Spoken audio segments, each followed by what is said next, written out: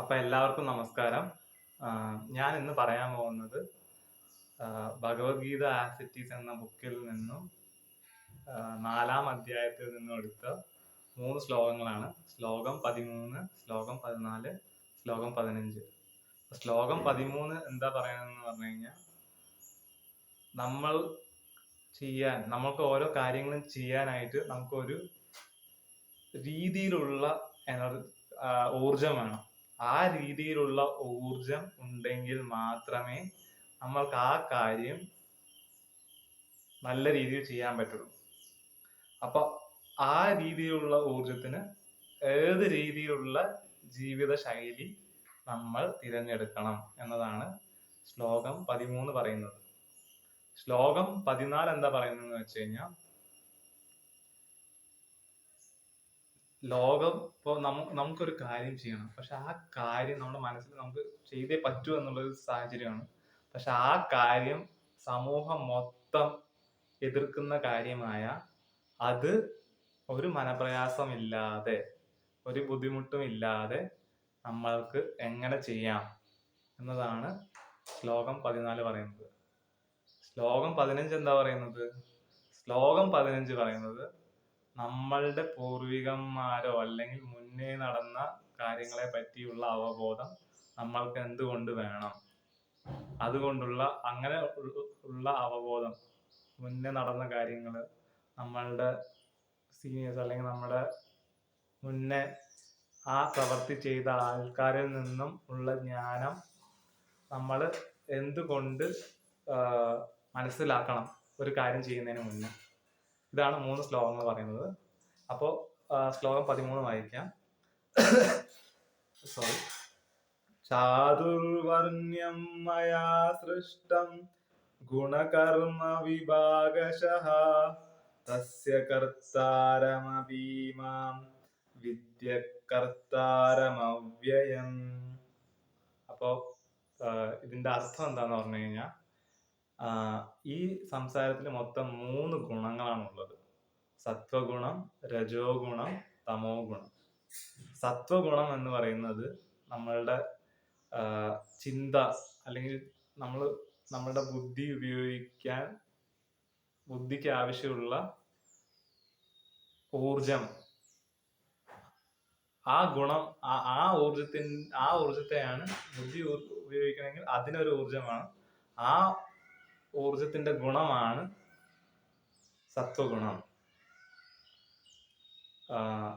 രജോ ഗുണം എന്ന് പറഞ്ഞാലോ, രജോ ഗുണം എന്ന് പറഞ്ഞു കഴിഞ്ഞാൽ, അല്ലെങ്കിൽ എന്തെങ്കിലും സൃഷ്ടിക്കണമെങ്കിൽ, ഇപ്പൊ സത്വഗുണം തന്നെ എന്തെങ്കിലും സൃഷ്ടിക്കണമെങ്കിൽ ആ സൃഷ്ടിക്കാനായിട്ട് ഒരു ഊർജം വേണം. ആ സൃഷ്ടിക്കാൻ ആയിട്ട് ഉപയോഗിക്കുന്ന ഊർജത്തെ സത്വഗുണം എന്ന് പറയാം. എന്തെങ്കിലും ഒരു കാര്യം, ആ സൃഷ്ടിച്ച കാര്യത്തിന് നിലനിർത്തണമെങ്കിൽ അതിനൊരു ഊർജം വേണം. ആ ഊർജത്തോടു കൂടി മാത്രമേ നമുക്ക് ഓരോ കാര്യങ്ങളും നിലനിർത്താൻ പറ്റുള്ളൂ. ആ ഊർജത്തെ രജോ ഗുണം എന്നും. അങ്ങനെ നിലനിർത്തി വരുമ്പോൾ അതിൽ പ്രശ്നങ്ങൾ ഉണ്ടാവുകയും ആ പ്രശ്നങ്ങളെ നേരിടാൻ നമുക്കൊരു ഊർജം വേണം. ആ ഊർജത്തെ തമോ ഗുണം എന്ന് പറയുകയും ചെയ്യുന്നു. അപ്പോ ഈ 3 ഗുണങ്ങൾക്കും നമ്മൾ ചെയ്യുന്ന ഓരോ കാര്യങ്ങളിലും ഈ 3 ഗുണങ്ങളും ആവശ്യമുണ്ടാവും. ഇപ്പോ ഒരു വീട് കെട്ടുന്ന ആളാണെന്ന് വിചാരിക്കുക.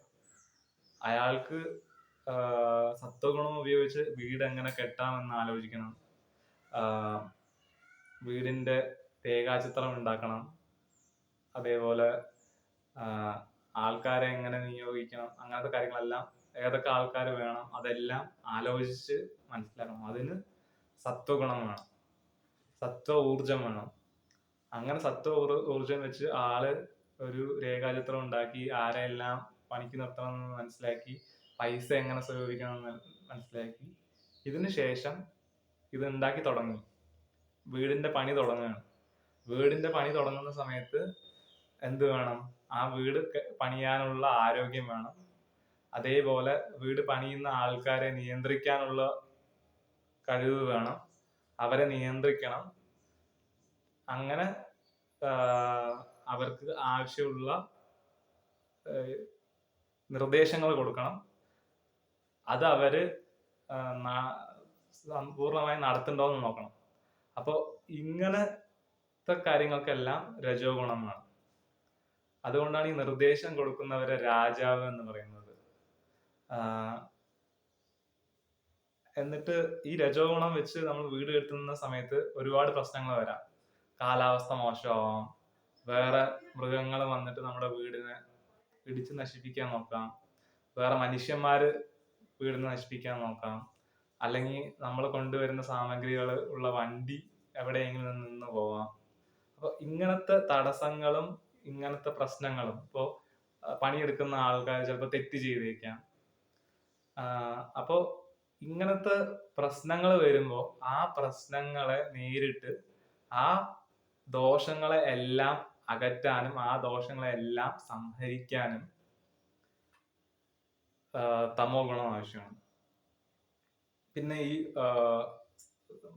സംരക്ഷിക്കാൻ നമ്മൾ ഉണ്ടാക്കിയ ആ സംഭവത്തിനെ മറ്റു ദുഷ്ടശക്തികളിൽ നിന്ന് സംരക്ഷിക്കണമെങ്കിൽ അതിന് നമുക്ക് തമോ ഗുണം ആവശ്യം വരും. ഇപ്പൊ കുറെ പേര് വീട് നശിപ്പിക്കാൻ വരികയാണ്. അപ്പൊ അവരെ ഇടിച്ച് ആക്രമിച്ച് അവരെ തോൽപ്പിച്ച് നമ്മുടെ വീടിനെ നമ്മൾ സംരക്ഷിക്കണം. അപ്പൊ അതിന് നമുക്ക് തമോ ഗുണം ആവശ്യമാണ്. അപ്പോൾ ഈ ലോകത്ത് ഇപ്പൊ വീട് കെട്ടുക എന്നുള്ളത് ഒരു പണിയാണെങ്കിൽ ഇതേപോലെ അനേകായിരം പണികളുണ്ട്. അതിനെല്ലാം അതാത് അനുസൃതത്തിൽ ഈ 3 ഗുണങ്ങളും ആവശ്യമാണ്. അപ്പോ ഓരോ കർമ്മത്തിനും എത്ര ശതമാനം സത്വഗുണം, എത്ര ശതമാനം രജോ ഗുണം, എത്ര ശതമാനം തമോ ഗുണം ആവശ്യമുണ്ട് എന്ന കാര്യം മനസ്സിലാക്കി, ചെയ്യുന്ന കർമ്മം എന്താണെന്ന് മനസ്സിലാക്കി അതിനനുസരിച്ചുള്ള ഗുണത്തിന് ആവശ്യമുള്ള ജീവിതശൈലി നമ്മൾ എടുക്കണം. സത്വഗുണമാണെങ്കിൽ സാത്വിക ജീവിതശൈലി, രജോ ഗുണമാണെങ്കിൽ രാജസിക ജീവിതശൈലി, തമോ ഗുണമാണെങ്കിൽ താമസിക ജീവിതശൈലി. ഇങ്ങനത്തെ ജീവിതശൈലികളും നമ്മളുടെ കർമ്മത്തിനനുസരിച്ച് നമ്മൾ തിരഞ്ഞെടുക്കേണ്ടതാണ്. ഇനി ഈ കർമ്മം എല്ലാം ചേർന്നതാണ് കൃഷ്ണൻ. ഈ ലോകത്ത് നടക്കുന്ന എല്ലാ കർമ്മത്തിനും ആവശ്യമുള്ള ഊർജം, എല്ലാ കർമ്മത്തിനും വേണ്ടി ഉപയോഗിക്കുന്ന വസ്തുക്കളും കൃഷ്ണനാവുന്നു. ആ വലിയ ബുദ്ധിയാവുന്നു, ആ വലിയ ആത്മാവാവുന്നു, പരമാത്മാവാവുന്നു. അപ്പൊ ഈ കൃഷ്ണന് എന്ത് ഗുണമാണ്? ഈ കൃഷ്ണൻ എന്ന് പറയുന്നത് 3 ഗുണങ്ങളും ചേർന്നതാണ്. കൃഷ്ണന് 3 ഗുണങ്ങളും പ്രിയമാണ്. കൃഷ്ണന് 3 ഗുണങ്ങളെയും ഭേദിച്ച് കാണാനുള്ള കഴിവില്ല. അപ്പൊ കൃഷ്ണന്റെ ആത്മാവുമായി നമ്മളുടെ ആത്മാവ് അലിയുമ്പോൾ 3 ഗുണങ്ങളും നമ്മൾക്ക് ഒരുപോലെ തോന്നുകയും 3 ഗുണങ്ങളെയും നമ്മൾ ഒരുപോലെ ആരാധിക്കുകയും അതുവഴി നമ്മൾക്ക് എല്ലാ കർമ്മങ്ങളും ചെയ്യാനുള്ള ശക്തി ലഭിക്കുന്നു. ശ്ലോകം 14 പോവാം. നമാം കർമാണി ലിംപന്തി നമേ കർമ്മഫലേ സ്പൃഹ ഇതി മാം യോഭിജാനാതി കർമാവീന സബദ്ധ്യതേ. അപ്പൊ ഇത് മനസ്സിലാക്കാൻ ഞാൻ ആദ്യം കൽക്കി എന്താന്ന് പറഞ്ഞുതരാം. അതായത് നമ്മുടെ ഒരു സമൂഹം സൃഷ്ടിച്ചു, ആ സമൂഹം കുറെ നിലനിന്നു പോകും. പിന്നീട് ആ സമൂഹത്തിന്റെ നിയമങ്ങൾ ആ സമയത്ത് ചിലപ്പോൾ പ്രാവർത്തികമാക്കാൻ പറ്റാത്ത നിയമങ്ങളായി മാറും. അങ്ങനെ ആ നിയമങ്ങൾ പക്ഷെ ആൾക്കാർ എന്നാലും പ്രാവർത്തികമാക്കാൻ ശ്രമിക്കുകയും അതുവഴി പ്രശ്നങ്ങൾ ഉണ്ടാവുകയും അങ്ങനെ പ്രശ്നങ്ങൾ കൂടി വരികയും അപ്പോൾ അതിൽ ഒരു വിഭാഗം അല്ലെങ്കിൽ കുറച്ച് ആൾക്കാർക്ക് ഈ നിയമങ്ങളെല്ലാം പ്രശ്നങ്ങൾ ഉണ്ടാക്കുകയാണെന്ന് തോന്നുകയും പുതിയ നിയമങ്ങൾ ഉണ്ടാക്കാനുള്ള ഒരു ചിന്ത വരികയും ചെയ്യും. ആ ചിന്ത വളരെ ദൃഢമായ ചിന്തയായിരിക്കും. പക്ഷെ ആ ചിന്തയെ സമൂഹം മൊത്തം എതിർക്കും. അങ്ങനെ സമൂഹം മൊത്തം എതിർത്താലും ആ ചിന്തയെ നിലനിർത്തി ആ ചിന്തയെ സമൂഹത്തിൽ ഉള്ള എല്ലാവരെ കൊണ്ടും അതിന് ആ ചിന്ത നിലനിർത്തി ആ ചിന്തയെ എതിർക്കുന്നവരെ എല്ലാം എതിർക്കുകയോ അല്ലെങ്കിൽ അവരുടെ ആക്രമണങ്ങളിൽ നിന്ന് രക്ഷപ്പെട്ട് ആ ചിന്തയെ വളർത്തിക്കൊണ്ടുവന്ന് അത് സമൂഹത്തിന്റെ ഭാഗമാക്കുന്നവർ ആരാണോ അവരാണ് കൽക്കി. അതായത് ഇപ്പോൾ ഉള്ള വ്യവസ്ഥിതിയുടെ 99% ആൾക്കാരും അതേ വ്യവസ്ഥിതി തെറ്റായിട്ടും അതിനെ ഫോളോ ചെയ്യുകയാണ്, അതിനെ തുടരുകയാണെങ്കിലും 1% ആൾക്കാർ അത് തെറ്റാണെന്ന് മനസ്സിലാക്കി പുതിയ വ്യവസ്ഥിതിയെ പറ്റി ചിന്തിക്കുകയും പുതിയ വ്യവസ്ഥിതി സമൂഹത്തിലോട്ട് കൊണ്ടുവരാൻ നോക്കുകയും ചെയ്യും. അങ്ങനെയുള്ള 1% ആൾക്കാരാണ് കൽക്കി. അപ്പൊ ആ 1% ആൾക്കാർ എന്ത് ചെയ്യും? ഈ സമൂഹത്തെ മൊത്തം, സമൂഹ വ്യവസ്ഥിതികളെ മൊത്തം നശിപ്പിക്കും. അതായത് നിങ്ങളുടെ ബുദ്ധി, നിങ്ങൾ എന്ന് പറയുന്നത് ആ വ്യവസ്ഥിതികളെ വിശ്വസിക്കുന്ന ഒരു ബുദ്ധിയും ആ വ്യവസ്ഥിതികൾക്ക് അനുസരിച്ച് ജീവിക്കുന്ന ഒരു ആത്മാവുമാണ്. ആ വ്യവസ്ഥിതികളെ നശിപ്പിക്കുമ്പോൾ അത് നിങ്ങളെ നശിപ്പിച്ചത് പോയി. അതുകൊണ്ടാണ് കൽക്കി വന്ന് എല്ലാവരെയും നശിപ്പിക്കുന്നു പറഞ്ഞത്. അത് എല്ലാ മനുഷ്യരെയും കൊല്ലുമെന്നല്ല അർത്ഥം. ഇപ്പോൾ നിലനിൽക്കുന്ന എല്ലാ വ്യവസ്ഥിതികളെയും തിരുത്തി ഭാവി തലമുറയ്ക്ക് അനുയോജ്യമായിട്ടുള്ള പുതിയ വ്യവസ്ഥിതികൾ കൽക്കി കൊണ്ടുവരുന്നതായിരിക്കും. അപ്പോ കൽക്കിക്ക് ഇത് നടത്തുന്ന സമയത്ത് ഒരുപാട് പ്രശ്നങ്ങൾ നേരിടേണ്ടി വരും. അങ്ങനെ കൽക്കിക്ക് നേരിടേണ്ടി വന്ന കൽക്കി ഇതിനെങ്ങനെ തരണം ചെയ്യാം? കൽക്കി സന്യസ്യ മനോഭാവത്തോടുകൂടി കാര്യങ്ങളെ കാണണം. അതായത് ഞാൻ ഈ മാറ്റങ്ങൾ കൊണ്ടുവരുത്തുന്നത് ഈ പ്രപഞ്ചത്തിന് വേണ്ടിയിട്ടാണ്, സർവേശ്വരന് വേണ്ടിയിട്ടാണ്, ആ വലിയ ബുദ്ധിക്ക് വേണ്ടിയിട്ടാണ്. ആ ബുദ്ധിയാണ് എനിക്ക് ഈ ആശയങ്ങളൊക്കെ തോന്നിപ്പിച്ച് തന്നത്. അപ്പൊ ആ ബുദ്ധി ഞാൻ നേരിടാൻ പോകുന്ന എല്ലാ പ്രശ്നങ്ങളെയും നേരിടുകയും എന്നെ അതിൽ നിന്നും സംരക്ഷിക്കുകയും ചെയ്യും എന്നൊരു വിശ്വാസം നമുക്ക് വരും. കൽക്കിക്ക് വരും. കൽക്കി ആരാണെങ്കിലും കൽക്കിക്ക് വരും. അങ്ങനത്തെ ഒരു വിശ്വാസം വരുമ്പോൾ പിന്നീട് സമൂഹം മൊത്തം എതിർത്താലും ഇതൊന്നും എന്നെ ബാധിക്കുന്നതല്ല. കാരണം ഇതെല്ലാം എന്നെ കൊണ്ട് ഭഗവാൻ ചെയ്യിപ്പിക്കുന്നതാണ്. അപ്പൊ ഇതെല്ലാം ഭഗവാനെ ബാധിക്കുള്ളൂ. അങ്ങനെ ഭഗവാനെ ബാധിക്കുമെങ്കിൽ ഭഗവാൻ അതിന് അനുയോജ്യമായിട്ടുള്ള സംരക്ഷണ കവചം എനിക്ക് തരും എന്ന ഒരു വിശ്വാസത്തോടു കൂടി നമ്മൾ ആ കാര്യം ചെയ്ത സമൂഹം മൊത്തം എതിർത്താലും നമ്മൾക്ക് പേടി ഉണ്ടാവില്ല. നമ്മളുടെ മനസ്സ് ശാന്തമായിരിക്കും. അപ്പൊ നമ്മൾ ഉദ്ദേശിച്ച ആ മാറ്റം കൊണ്ടുവരാൻ കഴിയുകയും നമ്മൾക്ക് കൽക്കിയായി മാറാൻ കഴിയുകയും ചെയ്യും. ഇനി ശ്ലോകം 15 പോവാം. ഏവം ജ്ഞാത്വാ കൃതം കർമ്മ പൂർവൈരപി മുമുക്ഷുഭിഃ കുരു കർമ്മൈവ തസ്മാത് ത്വം പൂർവൈഃ പൂർവതരം കൃതം. അപ്പൊ ഈ ശ്ലോകം എന്താ പറയണെന്ന് വെച്ച് കഴിഞ്ഞാൽ, നമ്മള് ചെയ്ത തെറ്റുകള് പണ്ട് വേറെ ആരെങ്കിലും ചെയ്തിട്ടുണ്ടാവുമല്ലോ. അപ്പൊ നമ്മൾ ഈ തെറ്റ് ചെയ്യുന്നതിന് മുന്നേ ആ കാര്യം അറിയുമായിരുന്നെങ്കിൽ അവരത് ചെയ്തിട്ടുണ്ടായിരുന്നു, അതുകൊണ്ട് അവർക്ക് തെറ്റ് പറ്റിയിട്ടുണ്ടായിരുന്നു എന്ന ജ്ഞാനം നമ്മൾക്ക് മുന്നേ ഉണ്ടായിരുന്നുവെങ്കിൽ നമ്മൾ ആ തെറ്റ് ചെയ്യില്ലായിരുന്നല്ലോ, അല്ലേ? അപ്പോ നമ്മൾ ഓരോ കാര്യങ്ങളും ചെയ്യുന്നതിന് മുന്നേ ഈ കാര്യം പണ്ട് വേറെ ആരെങ്കിലും ചെയ്തിട്ടുണ്ടോ എന്ന് അന്വേഷിക്കുകയും അവർക്ക് കിട്ടിയ ഫലങ്ങളും അവർക്ക് കിട്ടിയ അനുഭവങ്ങളും എന്താണെന്ന് അന്വേഷിക്കുകയും ആ ജ്ഞാനം അവരിൽ നിന്ന് നേടുകയും അങ്ങനെ നേടിയിട്ട് കാര്യം ചെയ്യുന്ന സമയത്ത് വീണ്ടും അതേ തെറ്റുകൾ വരികയാണെങ്കിൽ നിങ്ങൾക്ക് അതിനെ എങ്ങനെ